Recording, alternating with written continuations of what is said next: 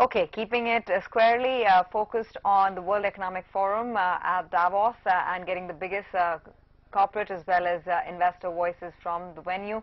The target of becoming a $5 trillion economy is very realistic. According to ICICI Bank MD and CEO Chanda Kochhar, Supriya Srinath, my colleague who's executive editor news at ED Now, joined Ms. Kochhar at Davos and spoke about the big private investments that one is waiting to kick in as capacity utilizations pick up. I think it's definitely a realistic target, and yes, of course we need to put the target to work on it, but it's not just about putting a number to get closer. I think it's given the potential of India and given the fact that directionally we are moving in the right direction, given the fact that we are actually undergoing a few huge structural transformations, I think it's really doable. So talking about some of these indicators that are moving, how far away do you think we are from private investment breaking ground? I mean, you know, there's one thing about public investment taking the lead and all of that, but private investment has been a laggard in 2017. But some of the things that you said, whether it's the consumption, whether it's the steel and the cement consumption and all of that, I'm presuming that the breaking of private investment will then be right around the corner. Yeah, so first of all, I think, you know, the government spends are today crowding in private investments, which is a good thing anyway. True. The second is that when we talk of private investments, we generally color our mind by only thinking of a few very large projects being implemented. Right, yes. I think what we are seeing today on the private side is that the multiplier effect of government spends is creating private growth. So, you know, the contracts on EPC that go out on road, I think so many of the smaller and medium-sized contractors are getting that job.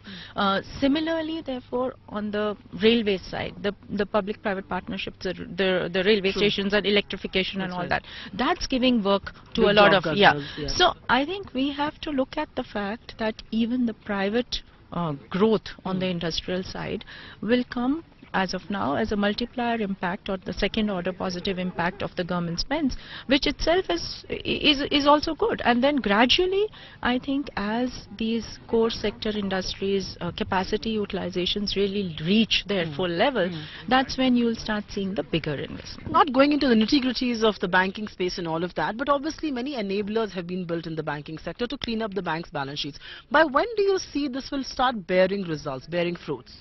You know, again, when we talk of bank balance sheets and NPAs, we all tend to just focus on recognition and say, you know, how many more NPAs will they be added, not added, and so on. I think it's time that we all actually move on to focus on resolution and recovery.